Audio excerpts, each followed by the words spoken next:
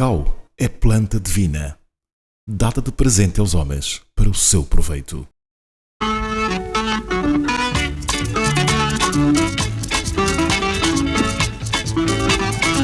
Cacau é ouro, é prata, é nosso diamante também. Ela que tudo movimenta quando o contravalor vem. Por isso na palha, na guerra e no secador também. Não direito fora o mago, porque isso não convém.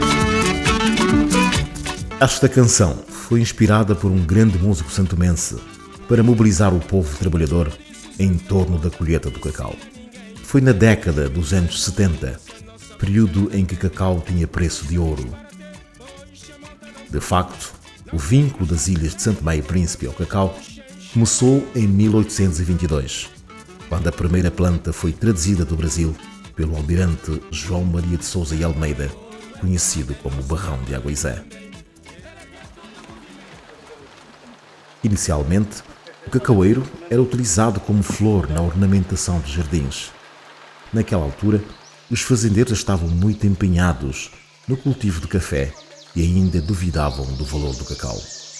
A localização geográfica das ilhas reunia todas as condições propícias para o desenvolvimento harmonioso da planta do cacau, nomeadamente boa temperatura, umidade, floresta de sombra e fertilidade do solo. Excelentes condições climáticas também facilitaram o cultivo de diversas variedades de cacau, com características genéticas e qualidades únicas, de sabor leve e agradável. Por esta razão, rapidamente surgiram em Santo Tomé e Príncipe grandes plantações de cacau, sustentadas por mão de obra vindas de Angola, Cabo Verde e Moçambique. 200 anos depois, o cacau é a principal fonte de riqueza de Santo Tomé e Príncipe. A produção atingiu o pico no início do século XX. Há 100 anos atrás, ou seja, em 1913, Santo Tomé e Príncipe foi o primeiro exportador mundial de cacau, tendo atingido o máximo de 36 mil toneladas. Maior produtor, mas também líder indiscutível, devido à qualidade superior do seu cacau. Contudo, a maior exportação só ocorreu em 1919, como resultado do escoamento do cacau acumulado nos armazéns por falta de navios durante a Primeira Guerra Mundial. Naquele ano, Santo Tomé exportou 55 mil toneladas de cacau. Muito antes da independência do país, já se assistia ao declínio da produção. No entanto, a situação se agravou ainda mais com a nacionalização das roças em 1975. O tecido produtivo, deixado pelos colonos, foi desmantelado, provocando a queda da exportação.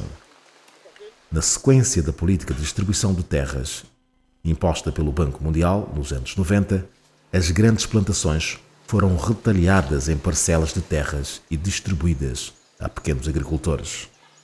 Como em tudo na vida, alguns agricultores foram bem-sucedidos, outros ficaram pelo caminho, abandonando as parcelas, e daí o colapso foi total. Sim, já faz muitos anos que o cacau Santo Tomé não é renovado e tem necessidade necessariamente de ser renovado para que possamos atualizar, portanto, a produção. Portanto, a produção neste momento já é muito baixa.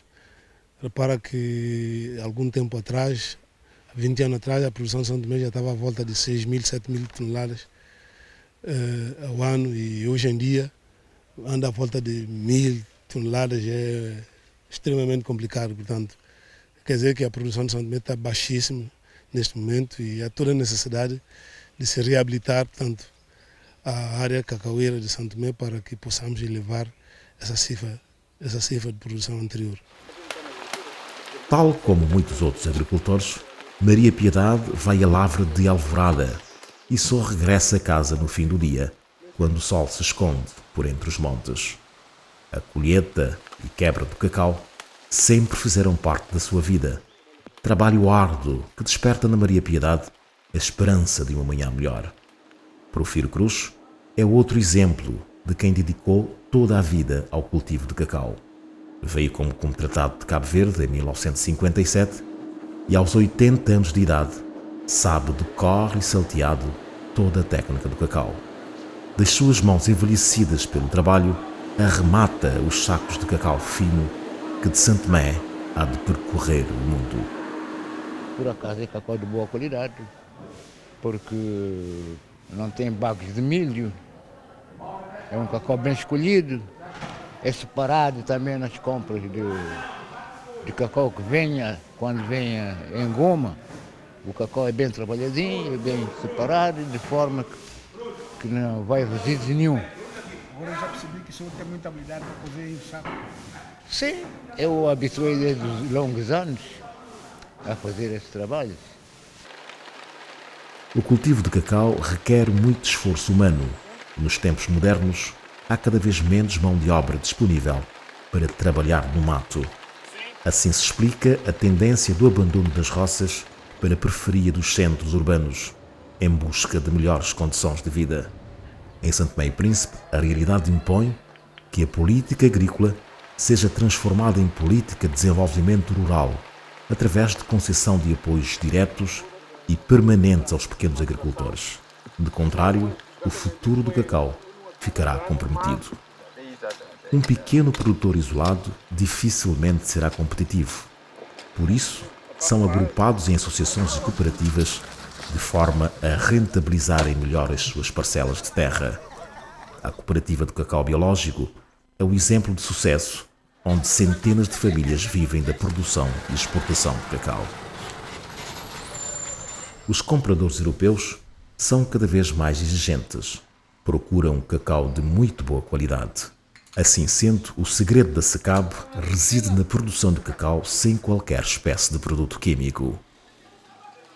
O cacau proveniente das ilhas do Equador é muito apreciado e sempre gozou de uma excelente reputação junto dos fabricantes europeus de chocolate.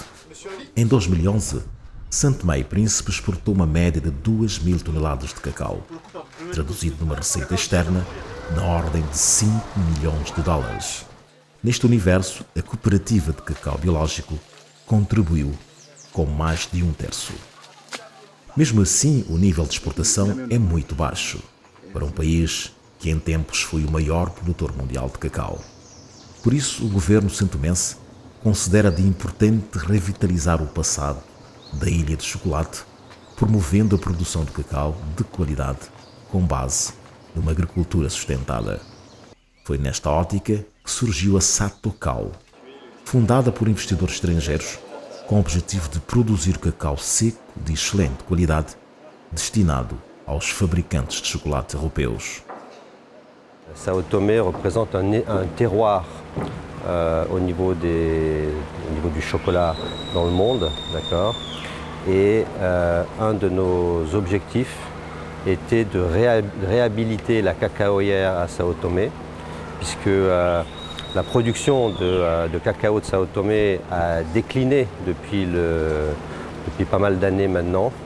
Et au début du siècle, on produisait pratiquement 45 000 tonnes de cacao. C'était le premier producteur au monde. Et aujourd'hui, malheureusement, on ne produit plus qu'à peu près 2000 tonnes par an. Et si il n'y a pas un projet comme Satocao à Sao Tomé, dans 10 ans, il n'y a plus de cacao à Sao Tomé. C'est un projet qui consiste finalement à assister les petits et moyens agriculteurs dans le cacao à redévelopper le cacao, la culture de cacao, de manière à pouvoir relancer la cacaoyère à Sao Tomé, pour le bénéfice de l'ensemble du pays. Este grupo de investidores tem um contrato de concessão válido para 25 anos e nos próximos tempos a Satocal estima investir um total de 7 milhões de euros com vista a relançar a produção de cacau. De norte a sul, a Satocal já oferece emprego a mais de 500 pessoas, mobilizadas para reabilitar dezenas de hectares de plantações abandonadas. No horizonte de 2020, a exportação de cacau em Santo Tomé e Príncipe deverá aumentar de 2.000 para 6.500 toneladas por ano. Posso dizer categoricamente que hoje em dia a volta de 50% de cacau de Santo Tomé encontra-se abandonado. E com essa área toda abandonada, se não se fizer alguma coisa para recuperar essas áreas, teremos dificuldade em poder aumentar a produção de cacau, ou seja, atingir a cifra que anteriormente se tinha atingido. O cacaueiro é um arbusto de pequeno porte, que normalmente não ultrapassa 4 a 5 metros de altura. Solo fértil e chuva abundante são ingredientes que favorecem o cultivo de cacau em Santo Tomé e Príncipe. Lançada a semente à terra, 3 anos depois começa a produzir, em geral tem uma vida útil de 30 anos. Normalmente as pessoas chegam ao pé do cacaueiro, o cacau está maduro, eles pegam, torcem e arrancam. E isso prejudica o próprio ciclo de produção do cacau, porque esse pendúculo do cacau que fica, tem que se cortar com machim, com a lâmina bem afiada, de maneira que fique esse pendúculo, porque é lá nesse pendúculo onde começa a formar nova floração. E se a gente rasga isso ou faz corte mal feito, prejudica a floração da próxima produção e, consequentemente, reduz a quantidade de produção que se pode colher. Tem que se colher cacau devidamente bem maduro, de maneira que a fermentação seja bem homogênea para que o cacau tenha boa qualidade final, porque se a gente vai colher cacau pontado, cacau maduro, depois levar para a fermentação, não há fermentação homogênea, logo a partida provoca a obtenção de má qualidade do cacau. Para garantir os padrões de qualidade do cacau, a Satocal tem um ambicioso projeto que visa combinar as práticas tradicionais com processos modernos e rigoroso controle de qualidade.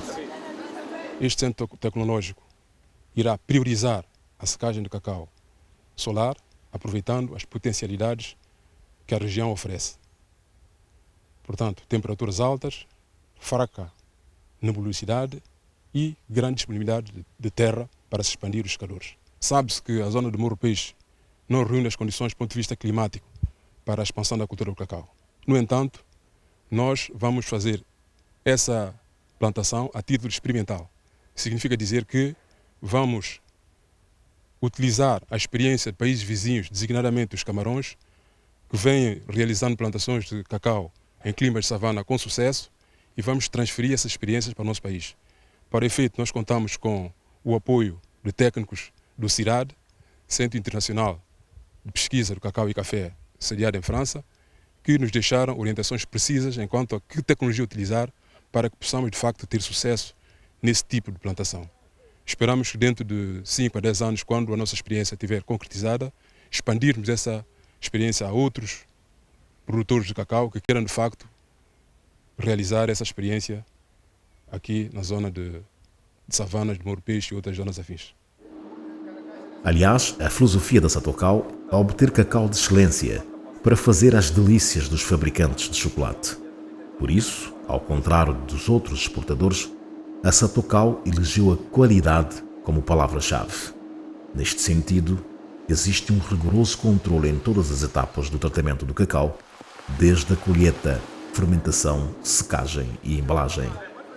O ciclo para a obtenção do cacau de excelência inicia desde o ato de compra, onde o produto deve estar devidamente maduro, limpo, sem qualquer resíduo e com pouca percentagem de água. Uma vez depositada no sector de tecnologia, o período de incubação e fermentação não pode ultrapassar 6 dias, a uma temperatura que ultrapassa 50% após 3 dias.